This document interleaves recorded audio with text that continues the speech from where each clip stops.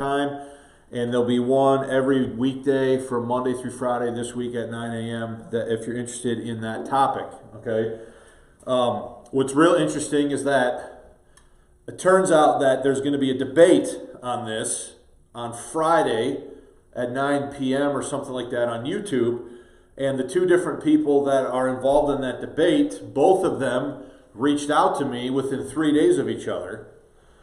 And having read that short little essay, the one guy made a video critiquing it. He's taking the side in the debate that the Apocrypha is Scripture. It should be included in the Bible. And then the other guy, the other gentleman, wrote me, and he's taking the opposite position that the Apocrypha is not Scripture. It shouldn't be in the Bible. And it turns out both of them read that short essay. Somehow they got a hold of it as they were doing prep work for the debate, and they both read it, and they reached out to me within 3 days. So just interesting the way things go. But if you're interested in that topic, every morning this week I'm going to be releasing a video at 9 o'clock. Some of them are longer than others. I don't think any of them are longer than like 45 minutes. The shortest one is like 20 minutes. And then I have one I have to record still tomorrow for Friday. I don't know how long that one is going to be. But if you're interested, check that out. If you're joining us right now live, if you go to gracelifebiblechurch.com, scroll down here under Recent Sermons. You can click on Lesson 224 and then click on the link to the notes. And you can follow along with the notes as we go through today's lesson. So we have in front of us today Lesson 224, the AV 1611, Early Sales. Understanding the early 17th century Bible market. Okay, it's kind of what we're going to be talking about today. So in lesson 222, I laid out that over the next couple lessons, there would be 3 topics I wanted to discuss with respect to the AV when it was first published. We're going to talk about early reception, early criticism, and early sales. In lessons 222 and 223, we discussed the early reception of the AV as well as its early criticism, most notably at the hands of Hugh Broughton. This leaves one more topic that I would like to discuss before moving on, and that is the topic of early sales. Over the last 2 decades, 3 important essays covering a host of topics related to early sales have been written. All right? These include, in 2005, there's an essay titled The Financing of the Authorized Version, 1610 to 1612, Robert Barker and Combining and Sleeping Stationers by John Bernard. 2009, The King's Printers, Bible and Book of Common Prayer Monopoly by Graham Reese and Maria Wakely. And this essay is an extract from a book published by Oxford University Press titled Publishing, Politics, and Culture, The King's Printers in the Reign of James I and James VI. And then a couple years ago, 2020, the King James Bible, Crown, Church, and People by Kenneth Fincham was published. So these are important essays that talk or speak specifically to the issue of early sales and the conditions of what the Bible market was at the time that the King James was published. Now, we looked at the King's printer a little bit in a previous lesson. Remember we talked about the upper and the lower case and how they would lay out pages, and we went through sort of the process of physically setting up a page and what all went into all that. And we looked at the typeface and the page layout and all that. This is a related thing, but it's still different than what we've discussed before. So over the course of the next couple of lessons, we will be surveying these important essays with the goal of building an understanding of the early sales of the AV. This is a complicated topic with many factors to consider. Therefore, we will begin by seeking to understand the prevailing forces of the early 17th century Bible market in England. In future lessons, we will consider the sales that were generated by these market conditions as well as the overall value of the industry. There's statistics that have come out that have been uncovered in these essays that are fascinating related to the overall worth and value of how much the Bible market was sort of worth at this time that I think are interesting, and I've never heard anybody talk about it, so we're going to kind of look at that a little bit. So, to accomplish this task, the current lesson will cover the following points. We're going to look first at the printing capacity of the King's printer. What did he have the capacity? How much did he have the capacity to print and publish? We're going to look at Bible production before the King James or before the AV, and then we're going to look at financing and printing rights. So those are And that's all being done with the goal in this lesson of trying to understand the 17th century Bible market, which is our first point. Okay? So in this lesson, we will be relying on the 2009 essay by Graham Reese and Maria Wakely titled The King's Printers, Bible and Book of Common Prayer Monopoly to frame our discussion of the topic. So our first subpoint then is printing capacity of the King's printer. All right? So let's just jump right in. We're on page 2 for those of you that are following along online. Printing capacity of the King's printer. Reese and Wakely introduced their essay with the following sentiments. Quote, "The Leviathan of London printing firms, the King's Printing House, was the only begetter of the behemoth of books, the Bible in English." So in other words, did they have a monopoly to print? Yes. Okay? In fact, the production of vernacular Bibles together with New Testaments and the Book of Common Prayer was to a large degree the point a raison d'etre of the King's printers in the reign of James I. Monopoly production of editions of these texts made the King's printers the mediators of artifacts which embody the three inseparables of an official politics, the state religion, and an emergent national culture. So what they're getting at there is, because these guys have a monopoly over the printing of Bibles, are they really very influential on how people are receiving the Bible and how they're sort of mediating between the authorities, the powers that be, and the people as they are engaged in printing the text? The King's printers could supply the market with Bibles and Testaments only because they had the productive capacity, and unless we have a clear understanding of that, we cannot understand either the King's printers or their output. They were eagles amongst the quarrelsome magpies and crows who otherwise represented the London book trade in the reign of James I. So in other words, is the King's printer head and shoulders above any other printers in London at the time, to put it a different way, okay? Neglected by modern scholarship because they did not publish Shakespeare or Johnson, they exercised their monopoly right to print texts belonging to a quite different and vastly more influential canon, the biblical and liturgical. Their business was, by London standards, enormous. If one measures productive capacity in terms of numbers of presses employed, the King's printers soared above their contemporaries in the trade. All lesser shops were limited in their to a theoretical maximum of 2 presses, but before our period, 1583, the Queen's printer ran 5 presses, and after it, 1668, the King's printer ran 6. While it is fair to guess that within our period they sometimes ran more, with this press capacity, they were able to print many more editions and far more edition sheets in a year than any other printing house, not to speak of the fact that the editions themselves often had print runs far exceeding the 1,500 copies to which other printers were, in theory, restricted. So let's just sort of understand what they're saying. Are they saying the King's printer has more presses? Is the King's printer have the ability to make more print runs and print more pages per print run than any other printing house in London at the time? Okay? And they're also saying that because the King's printer is publishing liturgical and biblical material, there's been a sort of a dearth of looking into the history of this, because people have focused more on the presses that were printing Shakespeare and other non-secular or other secular works of the English Renaissance, more so than the liturgical and biblical material that the King's printer was publishing. So does anybody have any questions about that point before we move on? Okay. Did you have a comment, Mike, or you? I can always tell when your wheels are turning. Just cogitating. Did the King's printer have a monopoly? That is, were they the only ones that were allowed to print? Correct. Yeah. Yes, and they had to pay money for the right, as we'll see as we go through here. They had to pay the crown money for the right to publish the text.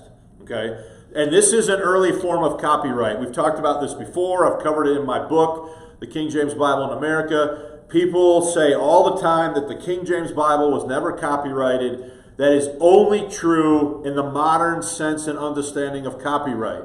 Did the Crown limit who had the right to publish and print the text through the Crown copyright or patent to print? Okay, so let's look at the bottom of page 2. The first topic that Rees and Wakely tackle in their essay is the matter of, quote, print runs, i.e., how many copies of a given work were printed at one time. According to the authors, in 1627, there was a lawsuit adjudicated between the king's printers that forced deputants, that means a person, we should have that in brackets, not parentheses, a person who makes a deposition or affidavit under oath to testify about these details. So let's just stop there. So there becomes in the 1620s a litigation over issues related to publishing, which leads now to a court action where our people sort of sworn to testify about what they know about Bible publishing. Okay?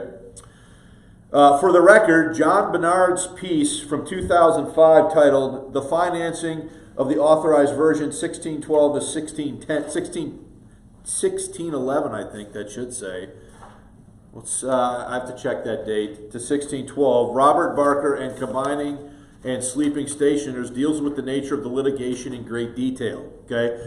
Now look, I decided not to get into all the nuts and bolts of that because while I find it interesting, it would take probably a whole lesson just to talk about the nature of this court case.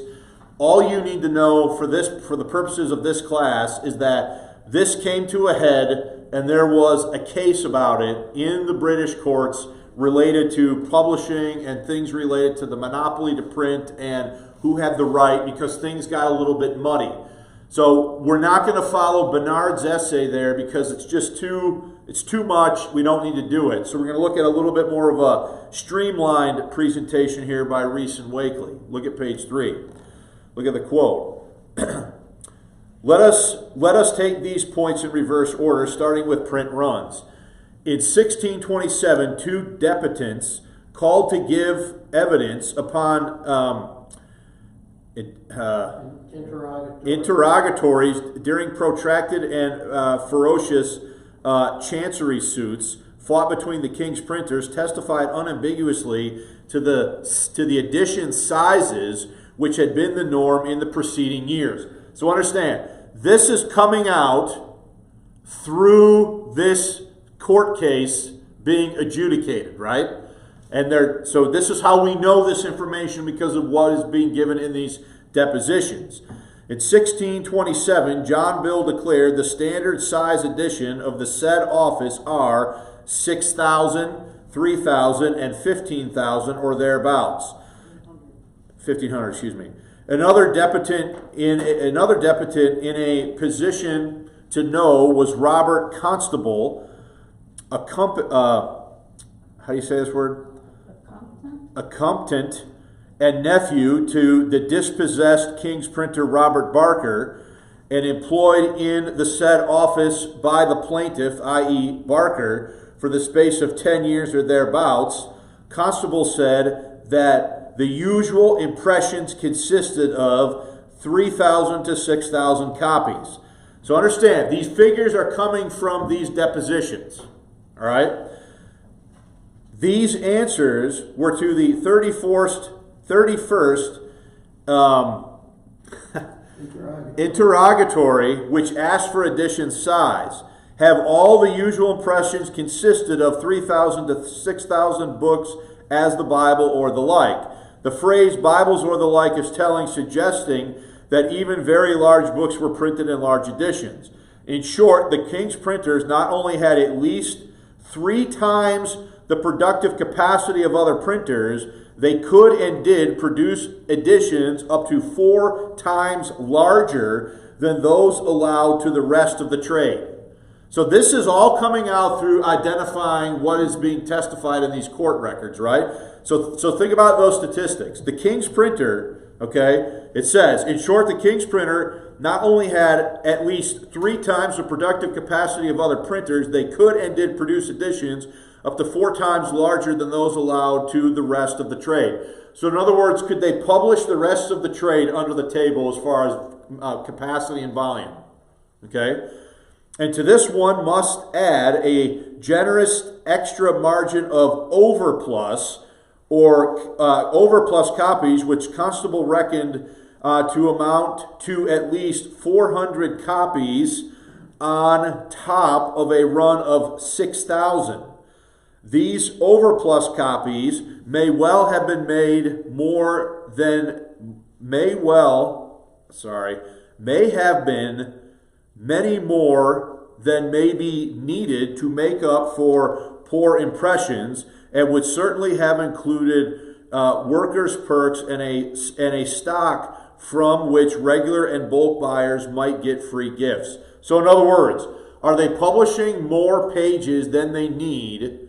Are they publishing more individual sheets and pages than they need to print full editions? Yes. Okay? And even the size of overplus allowed for by the king's printers seems to have been potentially much greater at much greater at 1/5 over the chosen print run that other printers may have put out, at 1/40th over the print run. Now let me just make sure, does everybody understand what's going on here? Okay, so does the king's printer have a massive capacity for printing and volume? So if he's going to print, is he going to print more copies or overplus sheets than he needs to make complete Bibles? And this is one of the things that you have to understand about this, right? And it's a difficulty that some people, I don't think they've either thought, they haven't maybe thought about it, or they haven't thought about it very clearly. What ends up happening is, let's say that the king, I'm just going to make a random example here for illustration. Let's say the king is going to make the king's printer is going to make 6,000 folio copies of the King James. Okay? Does he print more than 6,000 sheets of every page? Yes. And so what does he do? He keeps those in overstock, right? So the next time he needs to print a folio, is he going to go to the overstock, see what he has, and make adjustments on what he needs to print and publish based on what he already has in the overstock? So what ends up happening is, on many of these editions of the King James, do you have published editions that have old overstock pages in with newly printed pages? And so this makes figuring out things like printer errors and all of that just very difficult, because you could conceivably have pages that are from old print runs that are now bound into new published editions. Does that make sense? Okay. After establishing from court records that the king's printers possessed a greater productive capacity when compared with the other printers of their day, Reese and Wakely turned their attention to the number of editions produced each year. Quote, as for the number of editions produced, let us take 1 year as an example. The year 1620 was an animus, I'm just going to give you the English, a remarkable or auspicious year. So in other words, is that a good year? Yes. Okay.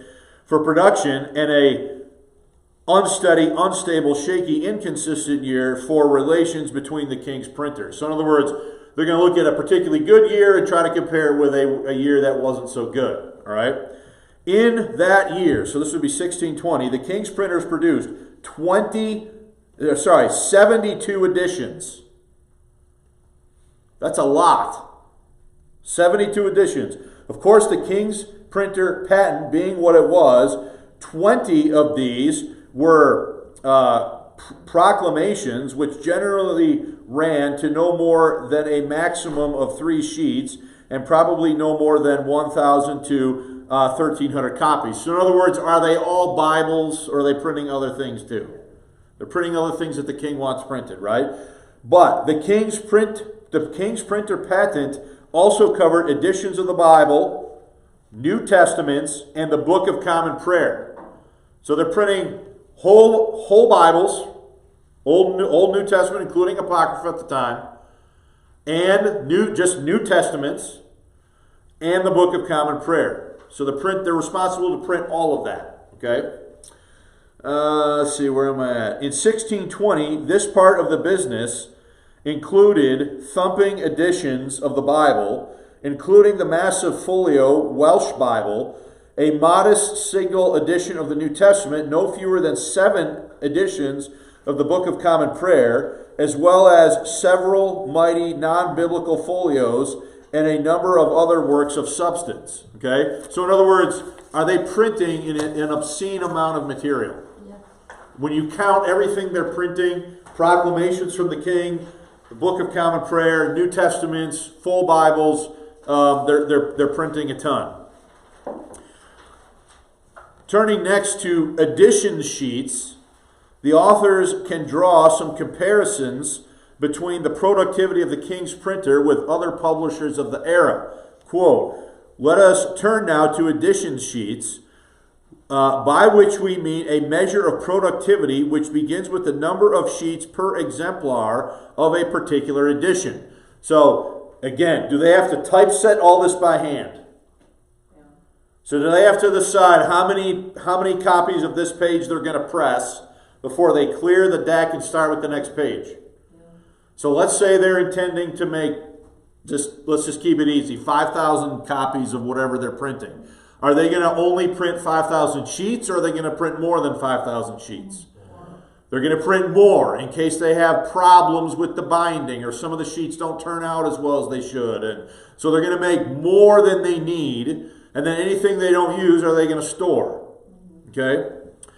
To this end, we add the number of edition sheets per single exemplar of each and every other edition produced by the king's printer in a given year. This gives us a measure of output which does not depend on the size of the editions in question, which is usually unknown, and a measure of which may be compared with the output of any other printer. Take, for instance, 1620. In that year, the king's printers published approximately 1,800 edition sheets. Compare that with the output of another successful and highly productive printing house in the same year, William Stansby's. That's how I would say that, right? Stansby's output of edition sheets was relatively high at 722. So that was a high number, 722, but the king's printer is at what? 1,800. Okay? But punny, let me start over. Puny. What is the word? Puny. But puny, sorry, let me start that sentence over. Stansby's output of edition sheets was relatively high at 722, but puny when set beside the king's printers. And to that fact, one must add that Stansby's print runs were half to a quarter less than the standard runs of the king's printing house. When it comes to stocking books, this has implications. The nature of their staples, Bibles, New Testaments, Book of Common Prayers, and the size of their output means the king's printers had to maintain and finance much larger stocks, and so sink larger amounts of capital into stock than any other Jacobin printing house. So in other words, when given the chance, are they going to make more sheets as a principle of economics because they have higher overhead, higher economic output to make all these editions? Now, you don't think about this stuff really when you pick up you don't think about this stuff when you think about the making of Bibles, but is there a lot of money tied up in this? Yeah. Any comments before we move on? Where do they get their money from? Well, they're getting it from selling. They're getting it the same way any publisher gets, from selling Bibles. But at first. Well, we're going to get into that because the king's printer gets in trouble. He gets economically in trouble, and he has to take on other houses to help him meet demand, which now causes problems. Which why in the 1620s there's a court case, because it got all messy and mixed up, right? And remember, by the time you get to 1620, you got folios, you got quartos, you got octavos. You've got, I forget the one that starts with a D. You've got all these sizes. You've got full Bibles. You've got New Testaments. You've got the Book of Common Prayer. You got, I mean, it's really starts to hurt your brain when you think about all the factors that are going into this, okay? And how much money the King's Printing House is having to expend in capital to make all this happen. Okay? So, any other questions? So just to underline the points made so far, we may ask how many perfected sheets in total the King's Printing House printed in our sample year. Even if we assume that the maximum size was 1,500, a figure much lower than the norm, and multiply that by the number of edition sheets produced, 1,800, we arrive at the truly phenomenal sum of 2,700,000 perfected sheets in 1620, a sum equivalent to 5,625 reams of paper. Okay? In other words, we have a quantity which could only be produced if 6 presses were working at absolute full strength for 300 days. Okay? We need to take out that page number reference. Which, with due allowance for Sundays and holidays, means in effect a whole working year. So they're responsible for over 5,000 reams of paper to pull this off, the King's publisher. Okay? In addition, given King's printer edition sizes, 2,700,000 is no doubt an impossibly low total for a year, unless we assume that some editions with a 1620 imprint were begun in 1619, or that the King's printers made more than 6 presses, or they farmed out work to other printers. So in other words, there you go. Are they going to have to subcontract? And that's where things start to get what? Messy economically, because who's supposed to have the patent? The King's printer. If he subs out work to other contractors to meet demand, yeah, but now what do you do economically with that is sort of the point. As yet, we have found no evidence for the third possibility and have yet to examine the first. So in the meantime, we tentatively assume the second. So in other words, they're assuming so far in the essay that, they had 6 presses, I believe, is what they're assuming. The King's Printing House was a business on a grand scale, and knowledge of that scale is a foundation of knowledge of all its operations, not least its production of Bibles and New Testaments. So I'm trying to impress upon you the size and scale of this work. Okay? So does anybody have any questions before we look at the next subpoint? Just a comment. I was wondering if they had standard print sizes in those days. Now we have 8.5 by 11 as our standard. If they had a folio edition, if you took 2 8.5 by 11 sheets, it's even bigger than that. Right. And so they had to stock these very large sheets of paper. I don't know how. Yeah, and the folio edition was intended for pulpit use. So in other words, that's a big Bible on par of the size of the Great Bible that was designed to be used in a lectern in a church service. And that's why very early on they start publishing smaller personal sizes. Okay?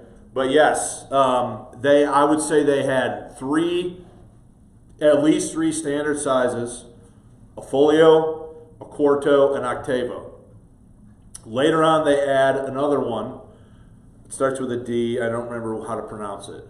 So, and they all are published. So imagine having to keep all that straight. All this paper, the 3 different sizes. It's like it makes my brain hurt having to even think about it. Okay. Paper was a lot different. The paper was different. I have that page. I brought it in before of that 1611. It's almost like a. It's almost like a cloth. It's like our money. It's just like our money. Yeah, it's more like the paper money's printed on. Yeah, that's a good comparison.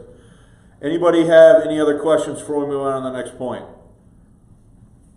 It's just that, like back then, everything was like the paper was all handmade. You didn't have And it wasn't cheap back then. You didn't have a paper mill. It was very expensive. All paper the was. type. And Yep, it's all the type, the ink, everything, the staples to staple all the, it's crazy.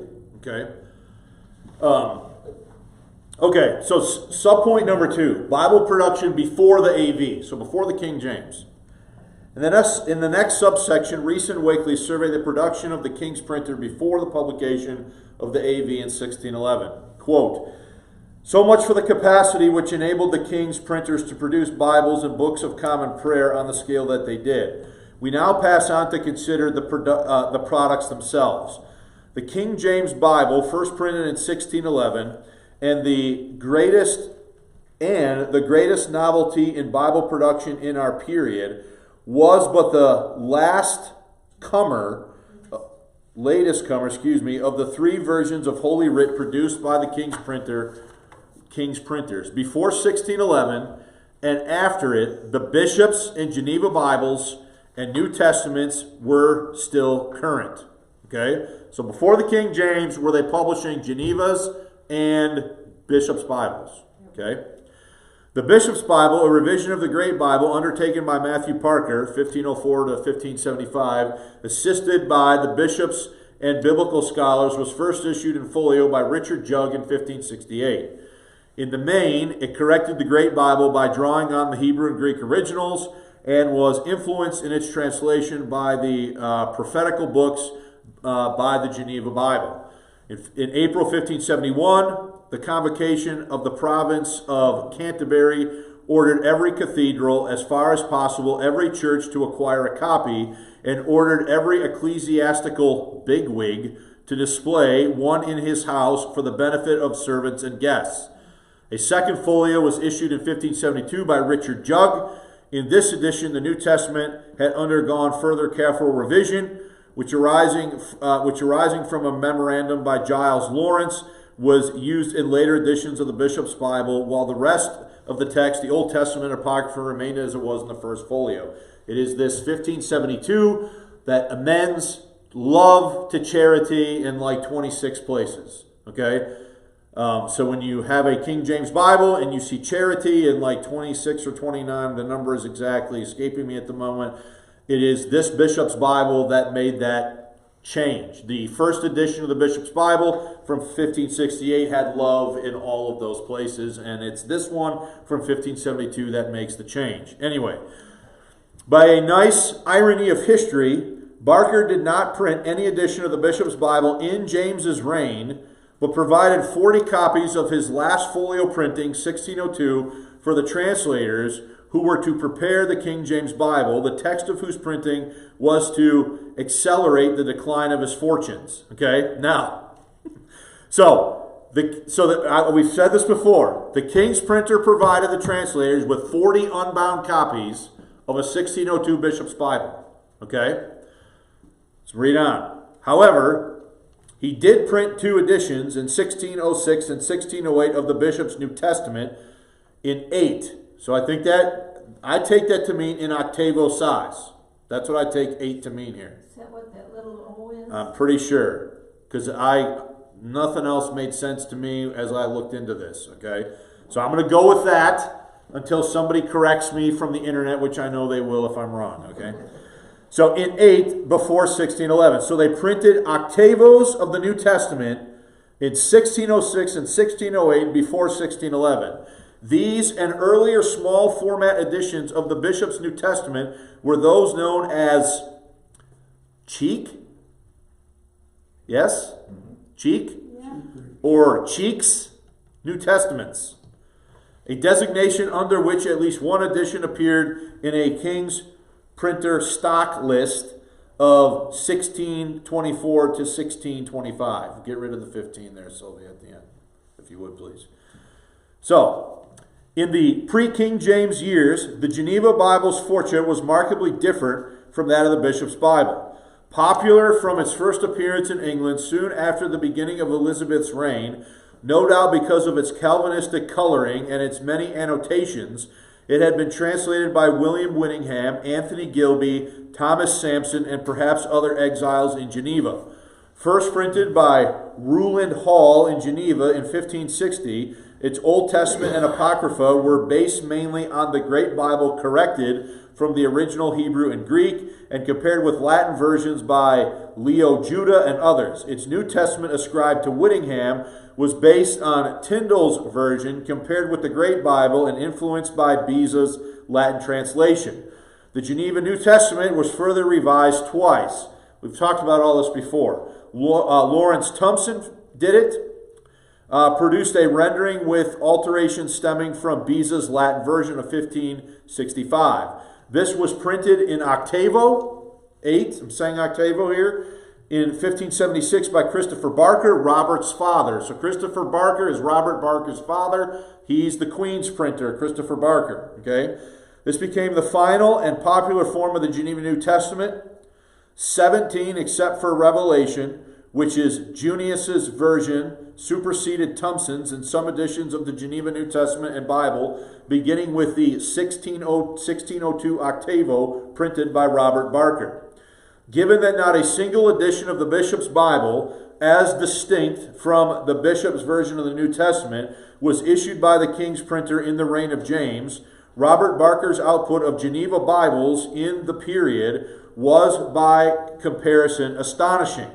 From the ascension of James to the appearance of the King James Bible in 1611, 24 editions of the Bible were produced, including 15 editions in fours, which I'm saying quartos, and eights, which I'm saying octavos, 7 editions in octavo, and 2 folio editions. So that would be the big, huge one, okay? After these 24 editions, 17 were unrevised Geneva versions, 6 were the Geneva Thompson Junius, and 1 Geneva Thompson. In the same period, 1603 to 1611, Barker put out 10 editions of the New Testament, of which 2 were Bishop's versions in octavo and 8 in Geneva versions, mostly in the Thompson or Thompson and Junius form. Of the Geneva New Testaments, 1 in octavo and 2 in 16. So I don't know what that means, okay? And 5 in 24 in 12. So I seriously looked up a whole bunch of stuff. I'm not totally sure what these numbers mean. I know they're talking about sizes. That's all I know. I couldn't find it. Yeah. What we have here, though, is a truly prodigious output with an annual average of over 1 edition of the New Testament and a striking average of 22 to 3 Bible editions per annum. That's a year, right? No other printer in the Jacobin period published repeat editions of such long works. The Bible runs to some 783,000 words, and no other printer had the capacity to do so. Yet for Robert Barker, production on this scale was efficient, absolutely routine, and quite relentless. When stock of an edition in one format in English or in Roman type began to run out, another such edition would be churned out, and especially in regularly large quarto, I'm saying, and octavo format. If that's wrong, again, I'm sure the internet will correct me. So again, do they have an astounding capacity here for publication? Yeah. According to Rees and Wakely, the advent of the King James Bible in 1611 made life for Robert Barker, the King's printer, quote, a misery. In fact, they suggest that economic factors and financial woes forced Barker to yield exclusive printing rights in the AV to other London printers. Quote, the market for Bibles and New Testaments must have seemed insatiable, and the profits to be made from it unfailingly reliable. However, as Barker was going about his routine and lucrative business, proposals were adopted and implemented for what would result in a new translation of the Bible, a translation which was to become the King James Bible or Authorized Version, and in the end make Barker's life a misery. So, this is not going to be kind to the King's printer, all right? The fact was that control of the Bible was an imperative of the early modern British state, and no one was more alive to that than James I, and no one was more keen to use the press to propagate books, King James Bibles among them, which encouraged the consolidation of an official national culture. So does James view this as a policy of state to have these things printed and printed accurately? Okay. Indeed, just a few months after his ascension, he convened the Hampton Court Conference, which set on foot the new translation. The translation sent to the press in 1611 could not have had a more profound effect on the king's printing house, for the King James Bible was one source of the financial woes which eventually helped betray Robert Barker into the hands of John Bill and Boham Norton, gave the latter pair the king's printer patent, and established them as a dominant force in the London printing for a decade. So this is where we get to the litigation in the 1620s. Because Barker financially cannot keep up. And so does he have to take these guys on to help him meet demand? And in doing so, does he in effect lose his print patent? Is in a nutshell, it's way more complicated than that. But again, that's an interesting story. I could tell you what to read if you want to know about it, but it's just way into the weeds for where we need to be. Does anybody have any questions or comments?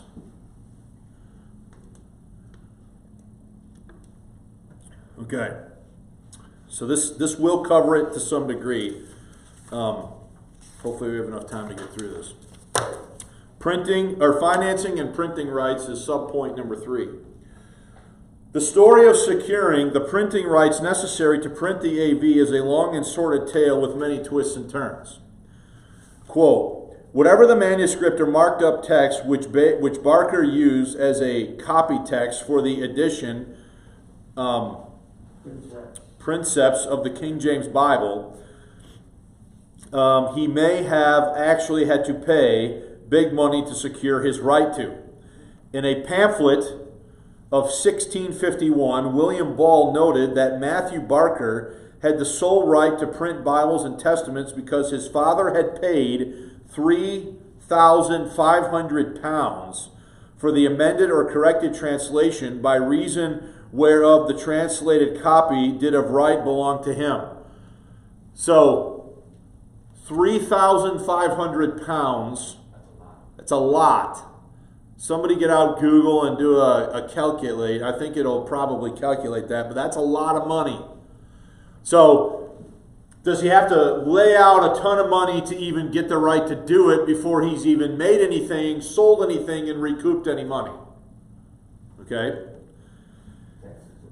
So is there any truth to this account? What, if anything, did Barker have to pay for the text of the King James Bible in whatever material form it took as an ancestor of printer's copy or as an actual printer's copy? Common sense would suggest that even asking this question might amount to an act of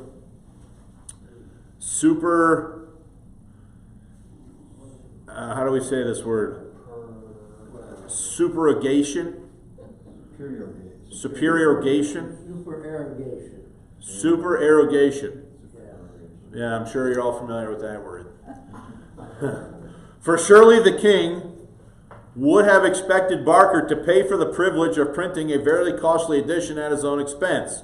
However, we are not dealing with common sense, but the policies of book production on behalf of the state.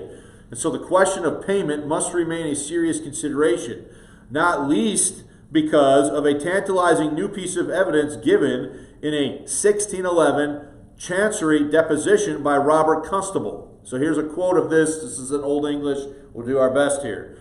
We knoweth that since the assignment of the said office made to Norton and Bill, Barker hath yearly paid for Cheek's Testaments £10 unto one Mr. Dawson, of whom as this depotent hath heard and taken it, Barker bought the same, and said that he doth know that the said Barker, before the said assignment, did without interruption, I'm assuming, only print the said New Testament, and did pay yearly, and the said annuity to Dawson for the same. And for the new translation of the whole Bible, this debitant saith, he can say now other than he hath heard Barker say, and the same was given to my Lord's grace of Canterbury by the king, and that he, Barker, was fain to buy the same and to cost him something £1,000 to that effect. 4,000. Okay, so is this an early sworn document from 1612 that Barker paid roughly £4,000 to the right to print? Did you do some figuring there, Amy? $4,421.55. Would be in today's money? Yeah, in today's money, yeah. Okay. So let's look at the next paragraph. This appears to corroborate the 1651 statement and to go beyond it. Barker did have to pay for the right to the King James Bible which James had given to the archbishops of Canterbury, and instead of the £3,500 mentioned in the 1651 source, we had obliged to pay £4,000.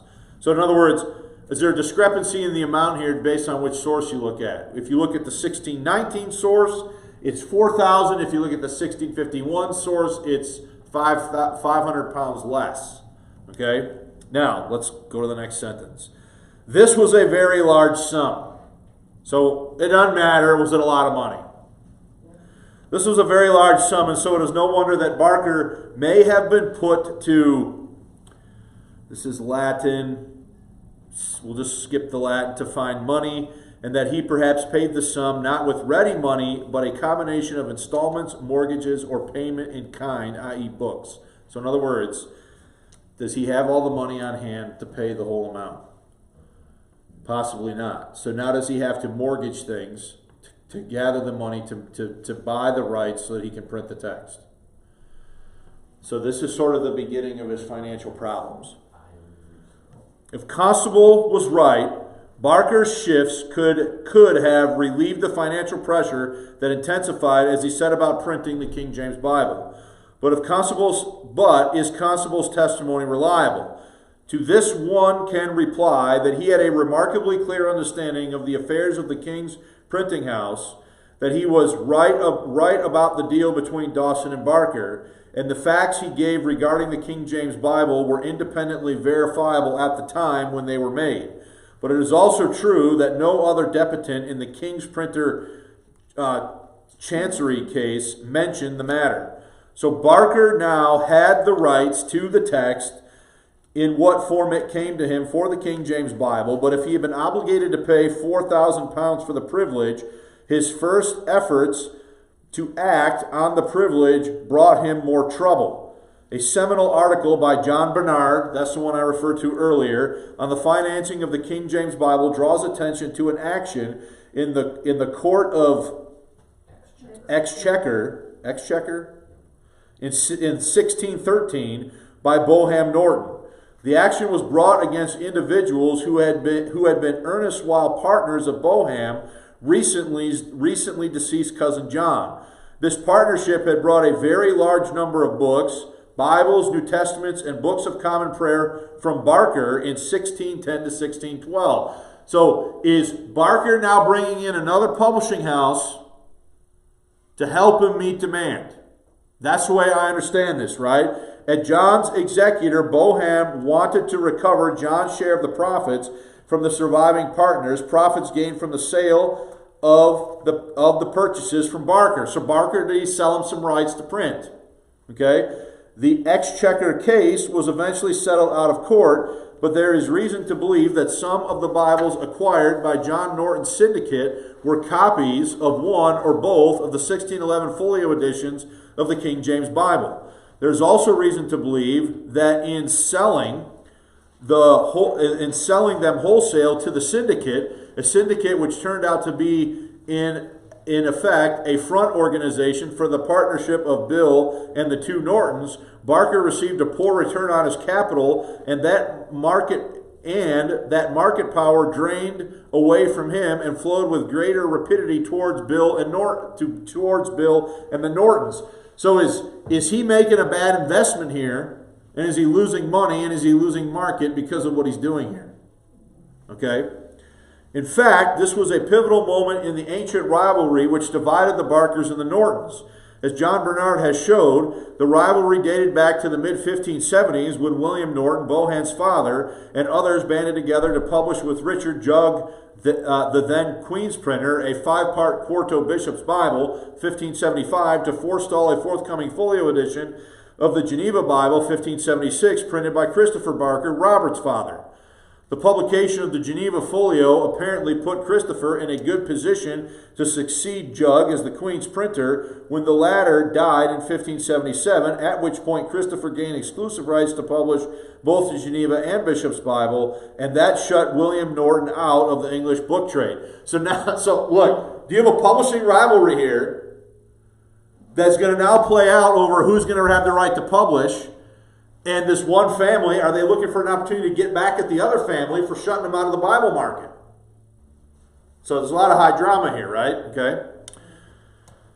Not one to be denied, William Norton became involved in a partnership which published Latin Bibles in the early years from 1580 until his death in 1593. Please remove the 30. In the following year, his son Boham, in partnership with John Harrison, published a Beza Latin New Testament, which in 1601, John and Bohan Norton attacked Robert Barker's monopoly by supporting Isaac Cannon's printing of a Bible in English at Dorchan. So no, they go outside the country and they publish it.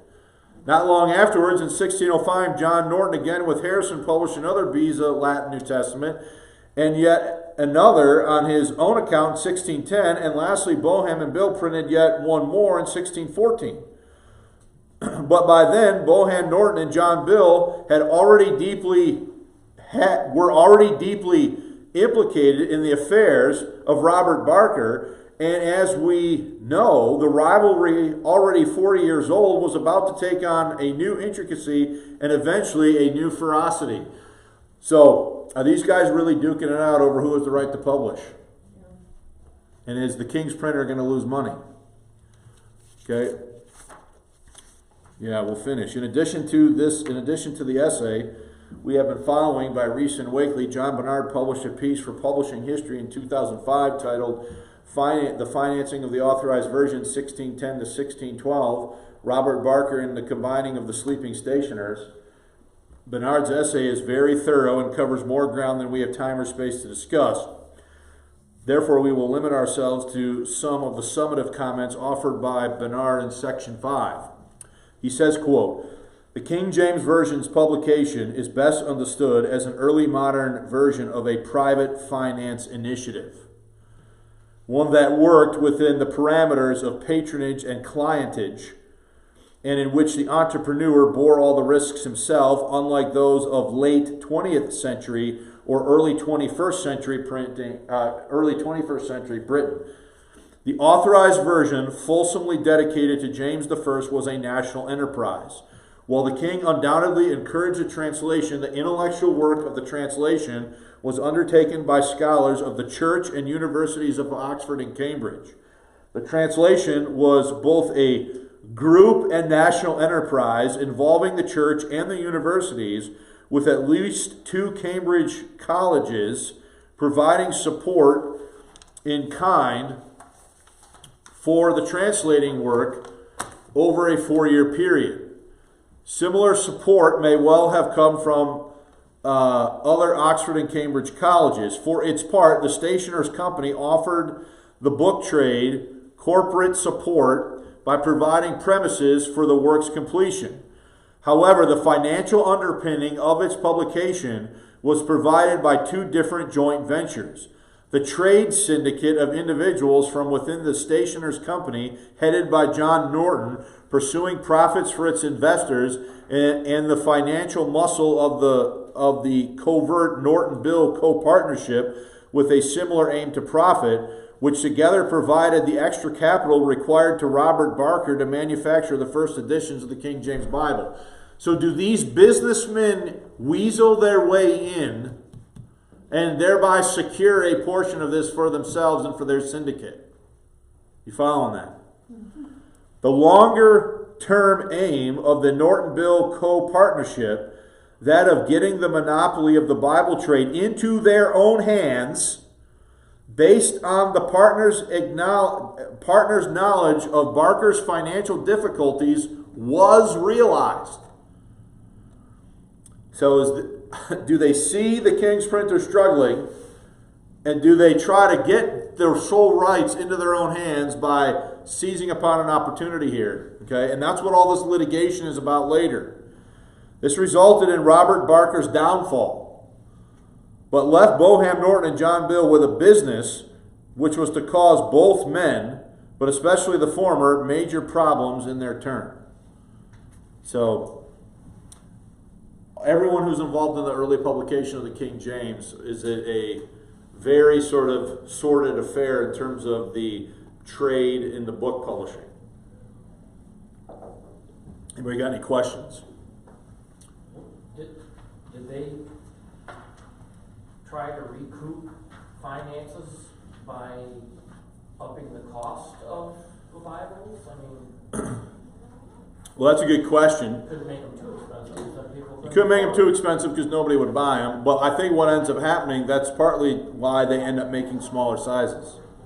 Because the smaller sizes could be made more cheaply, they could be sold quicker, and they could be purchased by individuals instead of a big church folio Bible. Okay, so let's look at the last point. Conclusion. In the next lesson, we will continue to unpack the nature of the 17th century Bible market by considering the following: the Jacobin Bible market, and then the difference between church versus private sales. Okay? Because you got to understand, is an individual probably going to buy a large folio Bible? No. They're probably not going to buy it size-wise, and they're probably not going to buy it expense-wise.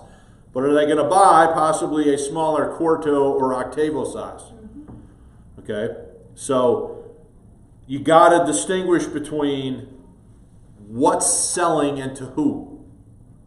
All right, and we'll start talking about that next time. Does anybody have any questions or comments? So, like, let's say you have the Church of England.